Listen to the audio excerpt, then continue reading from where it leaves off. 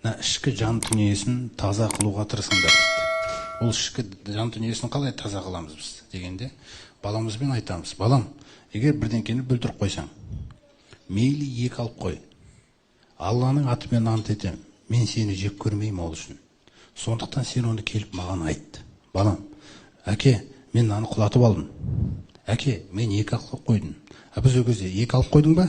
Онда қазір біз ертең сен 5 алатындай қыламыз. Сөйтіп сөзде дайындап, баланы әрбір сүрінген нәрсесі тарс еткізіп ұра беруге болмайды. Адам шықпай қалады одан. Көрдіңіз ба?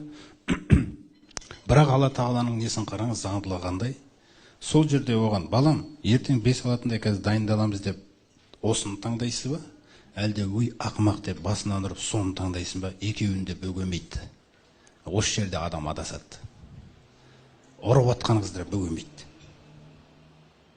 Неге? Өмірді реаліне қылғанда таңдау сенен шығып отыр. Қайсысын таңдайсыз? Баланы ұрып ақылды қыламайсыз ешқашан. Болды, сен оны сүмбірейтіп атсың, сүмбелек қылып атсың да, болды. Алла Тағала оны жаңағындай қылып саған береді екен. Біреулер оны сүйе алмай жүр, о баланы. Сүйе алмай жүр. Жоқ, оларда о бала. Олар төсегінің төріне отырғызып, жаңағы дәретін сындырып қойса да оларға ол соған жылап қуанатын еді олар. Біз кейде мына жерде бір жерге сиып қойса сол үшін ұрғылап атады аналар. Бір керемет тазалықты үйренгендей. Болмайды ол. Оның барлығы қайтып сені ана қылды ғой. Ана қайтып ұрады оны. Жаңа бұтына сиып қойған үшін қайтып ұрады оны. Ол өзі ана деген атаудың өзін жаңа Міржақып Дулатов айтады. Өзі негізі кезінде дәстүрлі ортада дейді, балаға лайықты тәрбие бере алған әйелдерге ғана ана деп айтылатын дейді. Дұрыс тәрбие бере алмайтындарға шеше деп қана айтыла салатын дейді. Көрдіңіз бе? Соқтан ана, шеше деген сөз балама сөздер болғанмен, тәлім тәрбиесінде екі бөлек нәрсе да. Жан тәрбиесі. Сондықтан жан тазалығы. Сен жасырма менен ешқашан. Бүлдіріп қойдың ба, бірдеңкені құлатып алдың ба, ренжітіп қойдың ба, екі алып қойдың ба, сен менен жасырма ешқашан. Не құрылы менен жасырмайсың, соғырлы мен сені жақсы көре берем.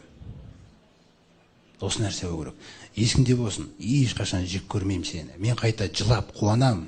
Шіркін-ай, Раббым осындай шындықты айтатын баланы сыйлағаныңа маған.